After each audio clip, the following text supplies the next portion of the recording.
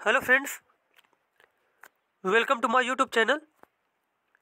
आज हम लोग सीडीपी के 30 मोस्ट इम्पॉर्टेंट क्वेश्चन की प्रैक्टिस करेंगे जो सीटेट पेपर 1 और पेपर 2 के लिए बेहद ही कारगर साबित होंगी। और इसके पहले हम लोगों ने इसके 4 पार्ट कंप्लीट कर लिए थे जिनमें 120 क्वेश्चन हमारे हो गए थे। और इसके बाद यहाँ पे आपसे पूछा गया क्वेश्चन, यहाँ पे लैंगिक भेदभाव को दूर करने के लिए शिक्षा व्यवस्था में आवश्यक उपाय है। छात्र छात्राओं के लिए असमान प्रावधान, छात्र छात्राओं के लिए समान प्रावधान, छात्र छात्राओं के लिए विशिष्ट प्रावधान, या फिर इनमें से कोई नहीं। तो यहाँ पूछा गया लैंगिक भेदभाव को दूर करने के लिए छात्र छात्राओं के लिए बिल्कुल समान प्रावधान होने चाहिए। तो यहाँ पे बी ऑप्शन बिल्कुल ही करेक्ट हो जाएगा। और आप लोग कमेंट करके बताना इसमें कितने क्वेश्चन आपको आ रहे थे। और अगर वीडियो अच्छा लगे आपको तो चैनल को सब्सक्राइब करें, वीडियो को लाइक करें, कमेंट करें। और चलिए देखते हैं हम लोग यहाँ पे अगला क्वेश्चन आपसे पूछा गया है। अगला क्वेश्चन यहाँ पर आपसे पूछा गया है, आपकी कक्षा का एक छात्र राजू एक सृजनशील छात्र है। कैसा छात्र है? सृजनशील छात्र है। तो उसकी बुद्धि का स्वरूप क्या होगा? औसत से कम होगा, औसतन होगा, औसत से अधिक होगा, या फिर कह नहीं सकते। तो जो सृजनशील छात्र होते हैं या फिर जो सृजनशील क्या होते हैं, बच्चे होते हैं, उनका जो बुद्धि लब्धि क्या होती है वो औसत से अधिक होती है। तो यहाँ पे सी ऑप्शन बिल्कुल ही सही हो जाएगा।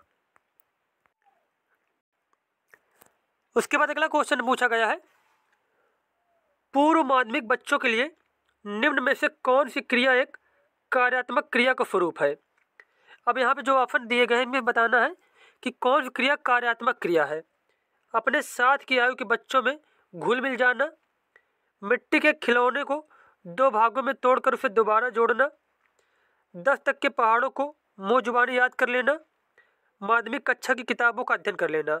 यहाँ पे क्या पूछा गया? यहाँ पे पूछा गया है कार्यात्मक क्रिया क्या है, कार्यात्मक क्रिया स्वरूप यहाँ पे क्या है। तो कार्यात्मक क्रिया यहाँ पे जो है मिट्टी के खिलौने को 2 भागों में तोड़कर उसे दोबारा जोड़ना, ये क्या है? कार्यात्मक क्रिया का एग्जाम्पल है। तो बी ऑप्शन यहाँ पे बिल्कुल ही सही हो जाएगा। उसके बाद आपसे क्वेश्चन पूछा गया है, निम्नलिखित में से किसने बच्चों की अंतः क्रियाओं को उनके विकास का मूल आधार माना है? बच्चे की अंतः क्रियाओं को उनके विकास का मूल आधार माना था लेव वाइगोस्की ने। तो यहाँ पे बी ऑप्शन बिल्कुल ही सही हो जाएगा। उसके बाद नेक्स्ट क्वेश्चन पूछा गया है, आप अपनी कक्षा के बालकों में सामाजिकरण की प्रक्रिया को तेज करना चाहते हैं तो आप निम्न में से क्या कदम उठाएंगे? अगर बच्चों में सामाजिकरण की प्रक्रिया को तेज करना है तो एक शिक्षक को क्या करना चाहिए? बालकों को स्कूल की परंपराओं से परिचित कराएंगे, बालकों में सामाजिक आदर्श स्थापित करेंगे, बालकों को समाज में प्रचलित मान्यताओं के विषय में जानकारी देंगे, या फिर ये सभी। तो इसका करेक्ट आंसर हो जाएगा एक बच्चे में सामाजिकरण की प्रक्रिया को तेज करने के लिए एक शिक्षक को ये सभी कार्य करने चाहिए। तो यहाँ पे डी ऑप्शन बिल्कुल ही सही दिया गया है। उसके बाद अगला क्वेश्चन दिया गया है, आपकी कक्षा की एक छात्रा रजनी की लंबाई पिछले वर्ष तुलना में लगभग 6 इंच बढ़ गई है। उसके इस परिवर्तन को आप क्या कहेंगे? रजनी का विकास तेजी से हो रहा है। उसके बाद बी ऑप्शन दिया गया है, रजनी में वृद्धि तेजी से हो रही है, रजनी ज़्यादा काम करने लगी है, रजनी पढ़ाई में कमज़ोर होती जा रही है। तो क्या हुआ? उसका शारीरिक विकास हुआ और 6 इंच लंबाई बढ़ी है। तो क्या है? ये उसकी वृद्धि हो रही है। तो यहाँ पे बी ऑप्शन बिल्कुल करेक्ट हो जाएगा कि वृद्धि का जो संबंध होता है वो किससे होता है? शारीरिक विकास से होता है। तो यहाँ पे बी ऑप्शन बिल्कुल ही सही हो जाएगा। उसके बाद आपसे क्वेश्चन पूछा गया है, किसी बच्चे के विकास की प्रक्रिया आरंभ हो जाती है। बच्चे के विकास की प्रक्रिया आरंभ हो जाती है माँ के गर्भ से ही। माँ के गर्भ से ही बच्चे के विकास की प्रक्रिया आरंभ हो जाती है। उसके बाद अगला क्वेश्चन पूछा गया है, विकास की सबसे जटिल अवस्था है। विकास की सबसे जटिल अवस्था जो होती है वह किशोर अवस्था। कौन सी? किशोर अवस्था। उसके बाद आपसे क्वेश्चन पूछा गया है, एक विद्यार्थी के असामाजिक व्यवहार को सुधारने के लिए कौन सा कार्य नहीं करना चाहिए? असामाजिक व्यवहार को सुधारना अगर बच्चे में तो क्या नहीं करना चाहिए? दूसरे विद्यार्थियों से कहना कि वह उसके साथ न रहे, विद्यार्थी से समस्या पर विचार करना, उसको परामर्शदाता के पास भेजना, उसके परिवार के सदस्यों से बात करना। तो यहाँ पे जो बताया गया है कि विद्यार्थी के असामाजिक व्यवहार को अगर सुधारना है किसी को, तो दूसरे विद्यार्थियों से कहना कि वह उसके साथ न रहे, यह नहीं करना चाहिए। तो यहाँ पे ए ऑप्शन बिल्कुल ही सही हो जाएगा। उसके बाद क्वेश्चन दिया गया है, जब कोई बच्चा अपनी समस्या का समाधान स्वयं करने लगता है तो उसमें निम्न में से क्या गुण विकसित हो जाता है? वैज्ञानिक अन्वेषक का, प्रतिशोध का, क्रोध का या फिर समस्या का? जब कोई बच्चा के अपनी समस्या का समाधान स्वयं कर लेता है तो उसमें से वैज्ञानिक अन्वेषक का गुण विकसित हो जाता है। अगला क्वेश्चन दिया गया है, निम्न में से कौन सा बच्चे की सामाजिक मनोवैज्ञानिक आवश्यकताओं के साथ संबंध नहीं है? सामाजिक अनुमोदन अथवा सराहना की आवश्यकता, संवेगात्मक सुरक्षा की आवश्यकता, शरीर से अपशिष्ट पदार्थों का नियमित रूप से बाहर निकलना या फिर संगीत की आवश्यकता? तो यहाँ पे जो सी ऑप्शन दिया गया है, शरीर से अपशिष्ट पदार्थों का नियमित रूप से बाहर निकलना। तो यहाँ पे जो सी ऑप्शन दिया गया है, शरीर से अपशिष्ट पदार्थों का नियमित रूप से बाहर निकलना, यह बच्चे के सामाजिक और मनोवैज्ञानिक आवश्यकताओं से संबंधित नहीं है। तो यहाँ पे सी ऑप्शन बिल्कुल सही हो जाएगा। उसके बाद आपसे पूछा गया है, अधिगम को प्रभावित करने वाला शिक्षक से संबंधित कारक नहीं है। विषय का ज्ञान, मनोविज्ञान का ज्ञान, व्यक्तिगत भेदों का ज्ञान या फिर अनुशासनहीनता?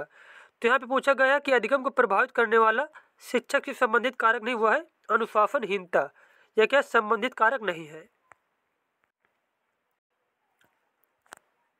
उसके बाद आपसे क्वेश्चन पूछा गया है, जब अधिगम करने वाले में स्वयं ही अधिगम कार्य पर अधिकार प्राप्त करते हुए तनाव उत्पन्न होता है, यह स्थिति कहलाती है? क्या जब अधिगम करने वाले में स्वयं ही अधिगम कार्य पर अधिकार प्राप्त करते हुए तनाव उत्पन्न होता है, यह स्थिति कहलाती है आंतरिक अभिप्रेरणा? क्या कहलाती है? आंतरिक अभिप्रेरणा। जब कोई बच्चा कोई चीज़ सीख रहा है और क्या वो चीज़ सीखते हुए उसमें क्या तनाव उत्पन्न हो रहा है, तो वो कहलाएगी आंतरिक अभिप्रेरणा। अगला क्वेश्चन आपसे पूछा गया है, निम्नलिखित में से किस शिक्षा मनोवैज्ञानिक ने अभिप्रेरणा एवं अधिगम के बीच संबंध स्थापित करते हुए यह कहा कि अभिप्रेरणा से उत्पन्न क्रियाशीलता ही सीखने के लिए उत्तरदायी है? यह कहा था स्किनर ने। किसने कहा था? स्किनर ने कहा था कि अभिप्रेरणा से उत्पन्न क्रियाशीलता ही सीखने के लिए उत्तरदायी है।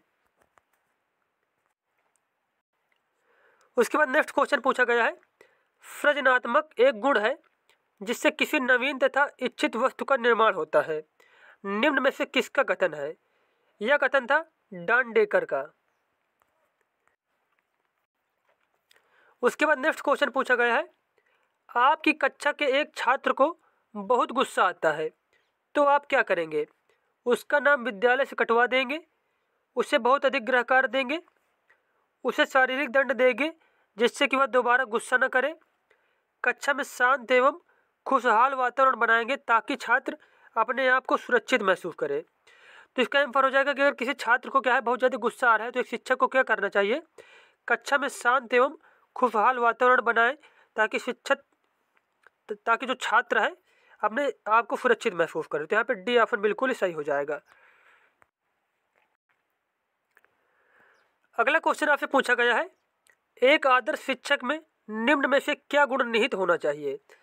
कक्षा में जाति सूचक टिप्पणी न करना, कक्षा में बालकों के बीच जातिवाद की भावना को पैदा करना, अनुसूचित जनजाति के बालकों को नीची जाति का समझना, अपने शिक्षण विधियों में कोई बदलाव न करना।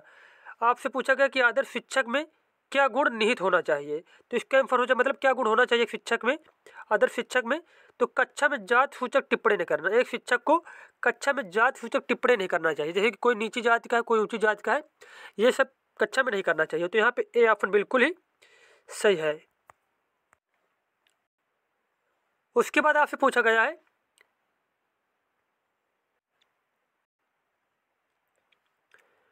पारंपरिक बाह्य परीक्षा की तुलना में वर्तमान समय में विद्यालय आधारित मूल्यांकन को सुदृढ़ करने की आवश्यकता क्यों है?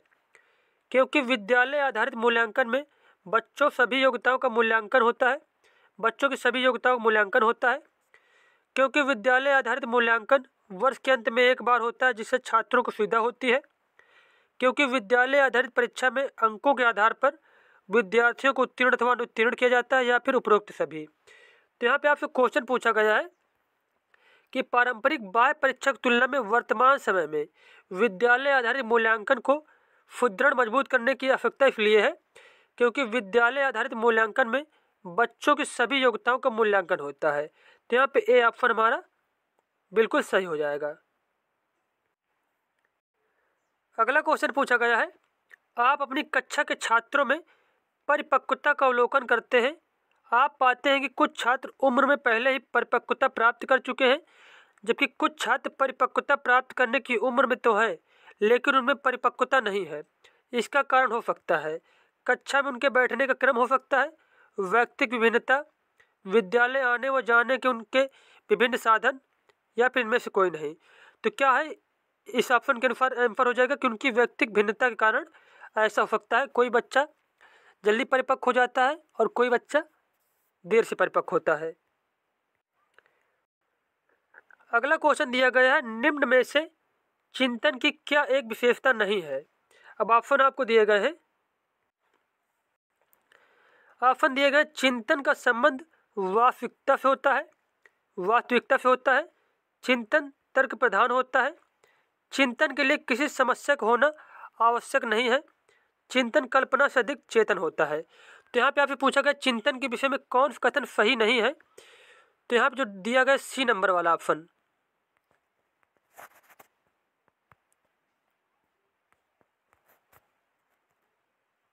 जो यहाँ पे सी नंबर ऑप्शन दिया गया ये बिल्कुल ही गलत है कि चिंतन के लिए किसी समस्या का होना आवश्यक नहीं है।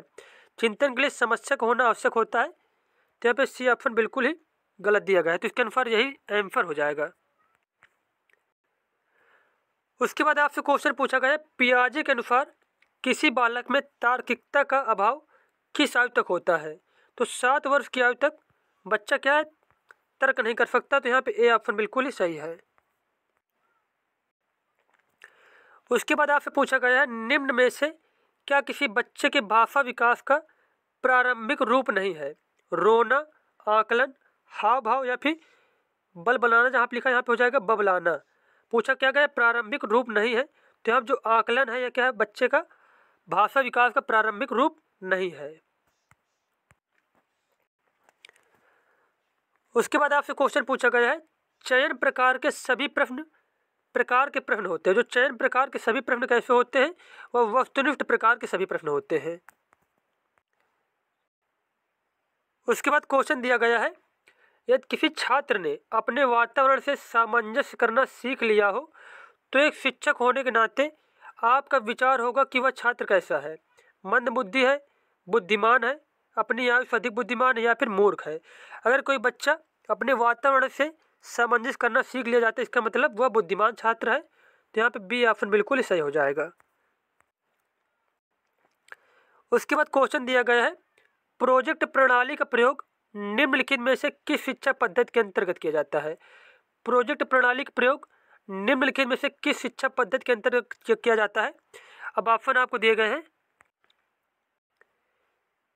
पारंपरिक शिक्षा, प्रगतिशील शिक्षा, वैदिक शिक्षा, या फिर सामान्य शिक्षा।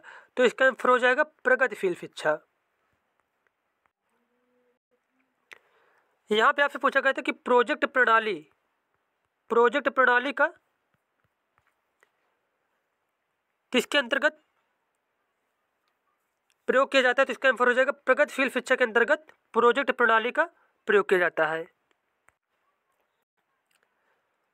उसके बाद क्वेश्चन पूछा गया है, सृजनशील बालक का गुण नहीं है विचारों में स्वतंत्रता, किसी भी घटना को अधिक गंभीरता से न लेना, दमन का अधिक से अधिक प्रयोग, नवीनता तथा जटिलता में रुचि।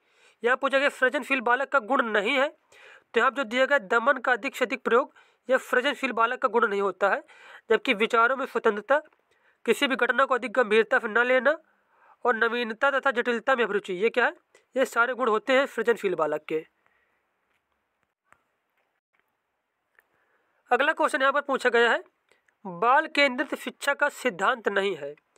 क्रियाशीलता का सिद्धांत, निर्माण का सिद्धांत, और रुचि का सिद्धांत, या फिर अनिश्चित उद्देश्य का सिद्धांत? तो यहाँ जो अनिश्चित उद्देश्य का सिद्धांत है यह बाल केंद्रित शिक्षा का सिद्धांत नहीं है, तो यहाँ पे डी ऑप्शन बिल्कुल ही सही हो जाएगा।